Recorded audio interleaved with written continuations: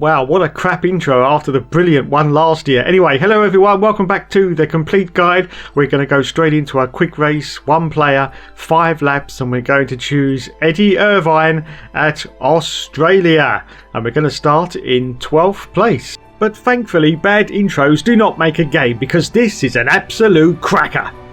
Formula 1 2002 is the second Sony Computer Entertainment Formula 1 video game, released on November the 1st, 2002. The game was based on the actual early 2002 season.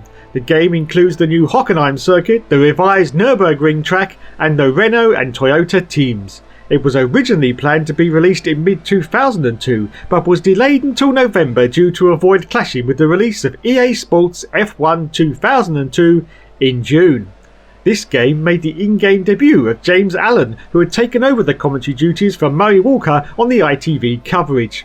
First issues of this game came with a DVD of the 2001 season that was not commercially released, which featured multi-angles and footage from the defunct F1 Digital, a pay-per-view service which allowed the purchaser access to multiple camera shots, sessions, and a choice to follow cars as the sessions progressed.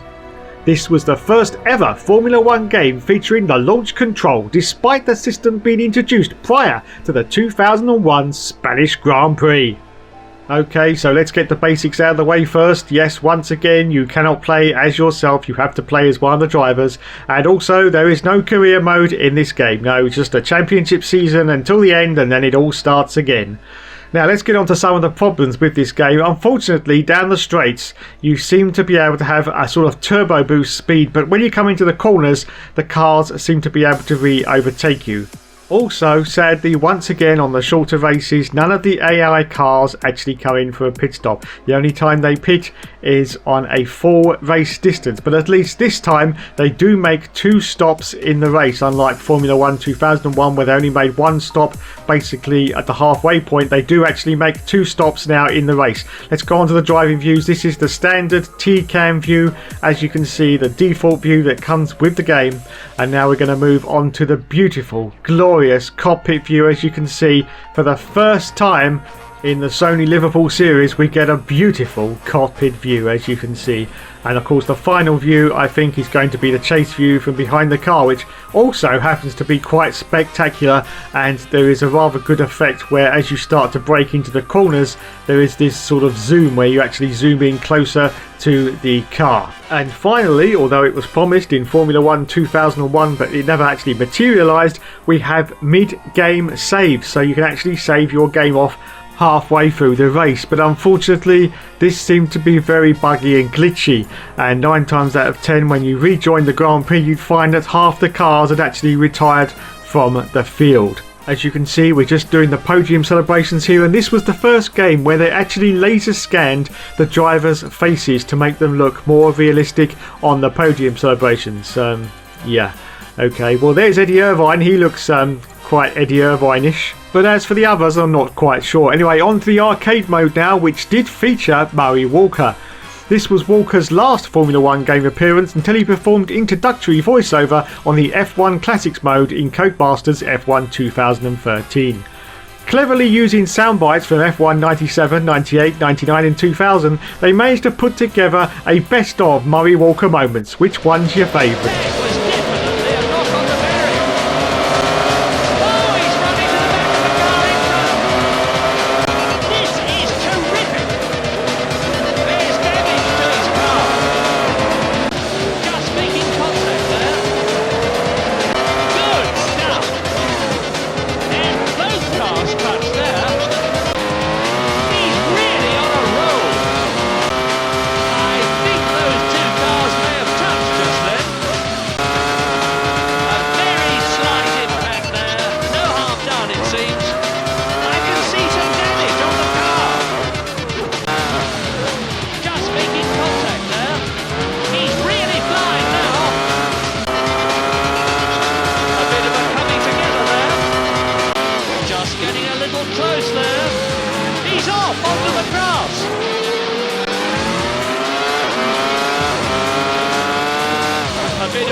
together there.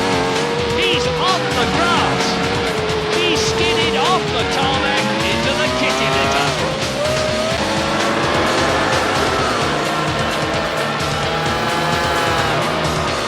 God bless you, Murray. I had to say that did bring a little tear to my eye.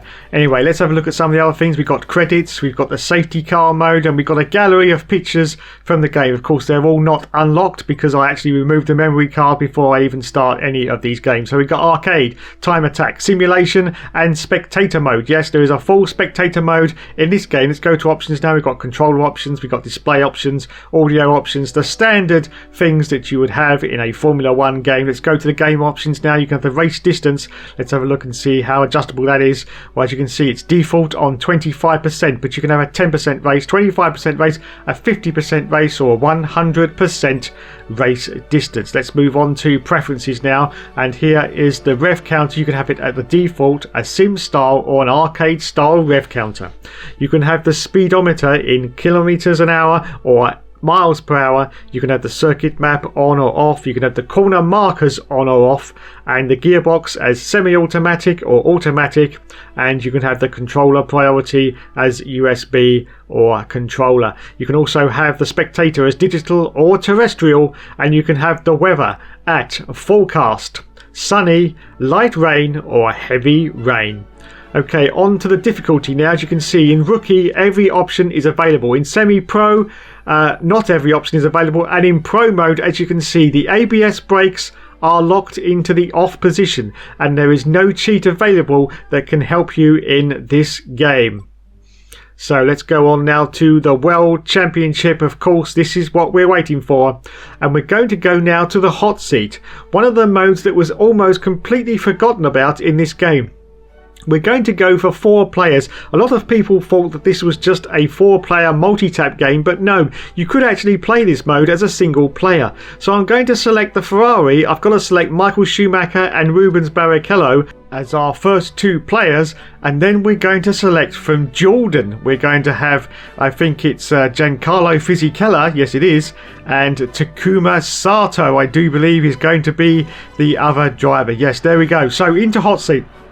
And it starts from the back of the grid because we didn't bother qualify. Now you can do this as a fully standard race, 100% distance, and they'll all do the pit stops and everything else. And we start as Michael Schumacher at the back of the field. Now, of course, we're a lot faster than the AI cars at the moment because we're on the easy level. So we managed to get past quite a few cars. And the aim of the game is as 4 cars to try and get all your cars into the points. Now, of course, this is more easily said than done. And also, as you can see now, we've got the timer. Now, this timer is at an indeterminate time by the computer. It takes over. And now we're as Rubens Barrichello. As you can see, we're now about to get the control back. So now we're driving as Ruby Barrichello. And you can see that little red square just ahead of us. That was the car I was just driving, which was Michael Schumacher. I've now gone to Ruby Barrichello because he's now down to 13th place. And we're going to see if we can catch up to the driver that I was just driving. Of course, Michael Schumacher, which shouldn't be too difficult because we're on the easy level. So there's his car, and we're going to completely overtake him very, very quickly. And away we go. So now we've beaten Michael Schumacher. And of course, with pit stops, you can introduce strategies and everything into this mode. And it is absolutely fantastic and sadly missed by a lot of people. As we now go to one of the Jordans, as you can see, we're now way down the field as we get the control back. We're in 20th position, which I suppose was about right for the Jordans in 2002. And sadly, this was the start of the decline for Jordan before they were eventually brought out in 2005. Now, unlike EA's F1 2002, this game features the fully revised Hockenheim circuit. Yes, because they brought their game out in June, they didn't have time to implement the new changes, but it's fully featured in this game, as well as the Arrows team, which sadly didn't make it past the German Grand Prix in real life, but you can play as Heinz Harald Frentzen all the way through. Okay, now it's time for the Monaco test once more. Let's go over to our commentator, Mr. James Allen. Welcome to the Principality and round 7 of the 2002 FIA Formula 1 World Championship, the Monaco Grand Prix here in Monte Carlo. Narrow roads, high walls and very few overtaking areas make this a difficult race for all the drivers. And a good start is crucial if you want to be the first driver into Sandivot Corner. Okay, let's start with the garage settings first. You can have the tyres on dry, intermediate or wet. You can have the tyre compound as hard or soft. On to the next category, you can have the brake type, and that's set at medium. You can have it on thin brakes or thick brakes. You can also have the front wing at low downforce, medium downforce and high downforce, and the ride height you can have as low, medium or high. Okay, so let's go to the next option in the garage settings, and that is of course the suspension settings, and you can have the front bump dampening either as harsh, medium or soft, and the same for the rears, and the front anti-roll bar can be low, medium or high, and the same for the rears, and the camber can be zero, slight or major, and the transmission can be semi-automatic or automatic, and the steering angle can be sharp, medium or mild. And of course the brake balances can all be adjusted as well, including the traction control. Fantastic. And of course those all important gear ratios. Okay then, on to the race now, and we've jumped into Jack Villeneuve's BAR, the 5 lights guide. Look at this, we've got launch control. You have to hold L1 and you get a launch from the line. Oh my god, it's fantastic. As we go into turn 1 now, as you can see, let's see how we get on. Oh my god, I've gone straight into the back of a Toyota. Of course, Toyota being the new team for 2002 after the very sad demise of Prost at the end of the 2001 season. Okay, as we climb the hill now, you can see I'm right on the back of the gearbox of one of the Jaguars. I think it may be Eddie Irva, I'm not quite sure, but that was his usual starting position in 2002. As we go down the hill now, we're going to go into the casino section and see if it's going to be a complete clusterfuck, or if we... Oh, I just managed to kiss the barrier there as we go into the really, really tight hairpin. Let's see how we go. Oh my god, look at that. It's absolutely beautiful. As I get passed by one of the arrows, I don't bloody well believe it, and I retake the position, or at least I try to, but I fail miserably. Okay, let's go into the tunnel now and see what it's like. Well, look at that. I can actually see where I'm going in the tunnel, and it's glorious. Absolutely glorious. As we rejoin out of the tunnel now into the daylight, and we try to overtake a Jordan as we go straight to the back of the Jordan. Oh my god, and I almost spin out like a complete bloody noob. Okay then, we're going to go into the cockpit view now because there's something I want to show you. Now, one of the great things about this game is that even though you're on the highest difficulty level and you've got no ABS brakes, you can actually control the car. Look at that. Did you see that? The wheel locked on the left hand side, but it's still fully controllable. This is something that you can't do on a Codemasters game, or at least I can't do it. I find it too difficult. I don't find the ABS locking to be very helpful at all on the Codemasters game, but in this game, now look, it locks again, but you can still turn into the corner. Of course, one of the other great things about this game was the fully adjustable traction control, which is in the left hand corner. As you can see, I've got it on full traction control at the moment, but it was fully adjustable in the race. Are you listening, Codemasters? Are you listening? Okay then, we're going to go backwards around the circuit once more and see what mischief we can get up to. And oh my god, I've got a black flag already, and I've been disqualified. Oh cock. Okay then, so we're going to try and see how much damage we can cause. We've jumped into one of the Renaults now, as you can see. We've got the launch control, and oh my god, I've slammed into the barrier because I'm going to go backwards around the circuit this time. I'm going to go, yeah, backwards, Dave. No, yeah, no, that way, no, that left. Okay, here we go then. Backwards around the circuit. I've switched off those horrible penalty system that we don't need, no, but unfortunately, even with the penalties off, as you go quarter of the way around the circuit, it does actually reset you back to your correct position on the track, as we're just about to demonstrate here. And there we go. So we're going to have a little bit of trouble trying to cause some carnage, but we're going to do our best now as we attempt to once again try out the damage modelling in this game. So we get the launch control from the line, and it's go, go, go once again. And oh my god, I ploughed straight into the back of an Arrows. Yes, straight in the back of an Arrows, and he's gone into the back of a Jaguar. Oh my god, it's complete carnage into turn 1, but nobody's got any damage, you can see. And oh my god, I've gone straight into the back of the other Jaguar. I'm trying to get past. Could you all get out of my bloody way, please? Look, you two BARs, I'm going to go through the middle of you if you don't get out of the way. Okay, so now we've got the Jordan, and I've ploughed into the back of the Jordan, but still no damage at the moment. Oh, shitty bollocks. I spoke too soon. I've lost my front wheel and my wing, and I've managed to spin it up in the air, and we've gone upside down. Oh, fantastic.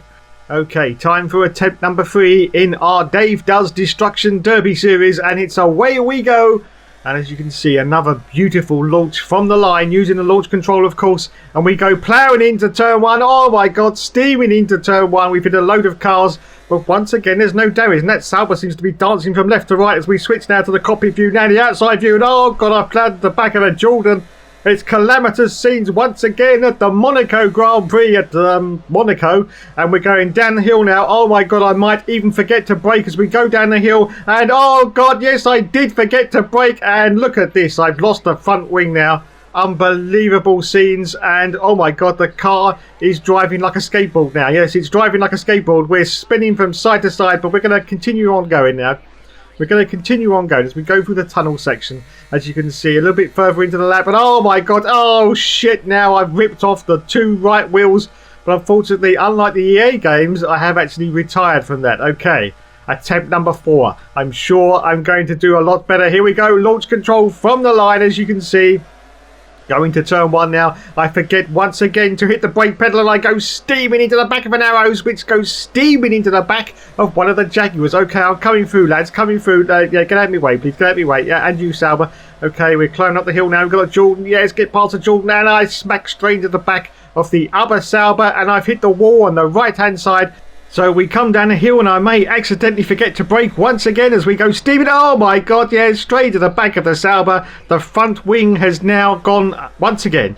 But we will persevere because we don't need a front wing. No, we don't need any front wings. So as we continue on a little bit further to oh shit, oh my god, oh my god, now it says I've got some wheel damage. It looks like a puncture and I've gone straight into, I think it's one of the McLarens. Oh my god, it's disastrous scenes once again at Monte Carlo.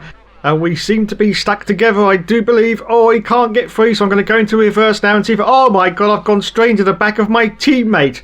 Oh my god, I'm going to get such a bollocking when I get back to the pit lane. Anyway, so we've managed to resume our progress now, and despite the fact that it says we have a puncture, I can't see any visible evidence of this on the cars. Now, of course, we're going to go into the garage now and get our damage repaired and our puncture repaired. Now, of course, in the later F1 games, you could visibly see the tyre was punctured, and also there was a progressive grain that appeared on the tyres when they were starting to wear out, but not in this version, unfortunately. And oh my god, I don't believe it, I've forgotten to hit the pit lane button, so the crew have not repaired my car, and now I've just remembered where the button is. Wow, fantastic. So I've got to go right the way around the circuit again and then come in and oh my god, I go straight to the back of a Minardi trying to get back to the pits on the next lap, and I've dunked straight into the back of that Minardi. But unfortunately he's okay, he seems okay. Well, I say that, but oh my god, there's wings every... Oh, wait a minute, what the hell's this? What the hell is this? It's a car stranded on the side of the road, everyone. It's one of the McLarens. Let's have a look. It's Kimi Räikkönen. Oh my god, what the hell is he doing? He seems to be having a little bit of trouble out here, lads, at Monaco. Shall we call for the AA? No? RAC? Green flag? Is anyone giving any assistance to Kimi? Well, I have to say that we can't leave poor Kimi like this, so we're going to give him some help now with a little push. Here we go. Come on, Kimi, that's it. No, turn the wheel, Kimi, to the right. No, to the right, Kimi, no, your other right, Kimi. Now, come on, keep turning the wheel. Oh, for God's sake. Okay, so we're going to help Kimi Räikkönen out now and keep pushing him because he needs to get back into the pits, obviously, because there must be something wrong with his steering. So we're going to keep pushing because, of course, our car's still damaged and we need to come in as well. Oh, my God. What the hell is that yellow something with an engine symbol? Oh, God. It means that I've been over-revving the engine, trying to push Kimi back to the pits, and my engine's about to hand grenade itself. I don't bloody well believe it. That's the fact. Oh, my God. Look at this. Kimi's gone to the right-hand side of the wall. Kimi. Oh, God. This is all the thanks you get for trying to help someone out. Your engine's just about to explode. You just get hit up the Jack Jones by a load of cars. I mean, what the bloody hell are they doing out on track anyway? Oh, we're in the middle of a race. Okay. Point taken. Let's give Kimi another push now. Come on, Kimi. Come on, son. Come on. No. Turn the wheel to the left, Kimi. Turn the wheel to the left. I think I know what's wrong with Kimi. I think his ice cream's melted. Anyway, so we're going to continue to push Kimi. Oh, look. Let's push Kimi. Come on, keep going. Come on, Kimi. Come on, you can do it, Kimi. You can do it. We believe in you, Kimi. We believe in you. So I'm still pushing Mr. Kimi Räikkönen and see if he can get back to the pits. But at the moment, he seems determined to go into the wall.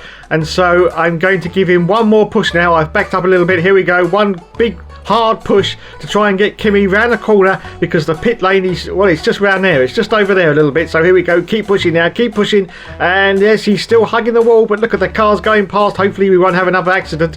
So anyway, as you probably guessed, there are still a few glitches in this game. And Fortunately, some of the cars end up in the barrier and they can't seem to free themselves. So anyway, we're going to still keep our AA roadside assistance on Kimi Raikkonen as we keep pushing him now.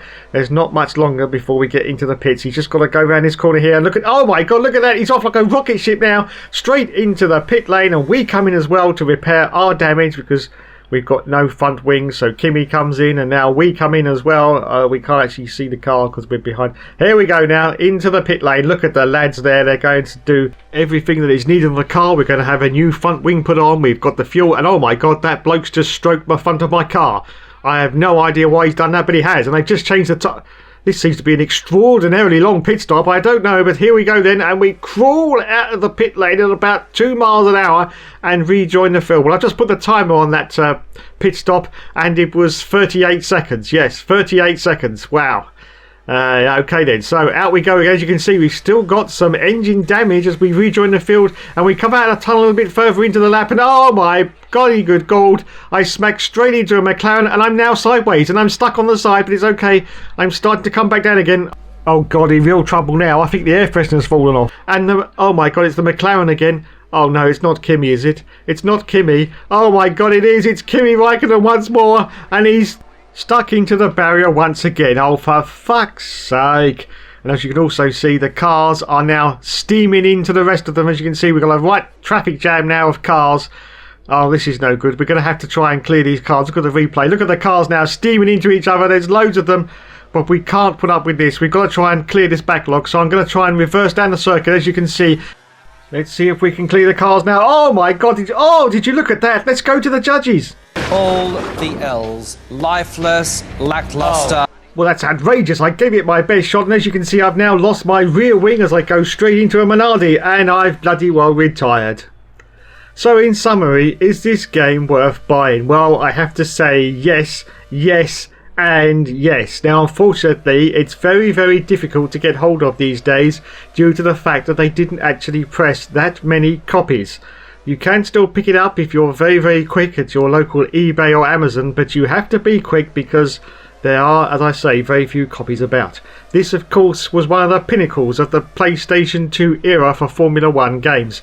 After this game, of course, Sony bagged the exclusive license for the Formula 1 series, and so the only way you could play Formula 1 on PlayStation was with the Sony Liverpool version. But unfortunately, from 2003 onwards, there were quite a few indiscrepancies and bugs that started to appear in the game. Thanks so much for watching, everyone. There will, of course, be more later.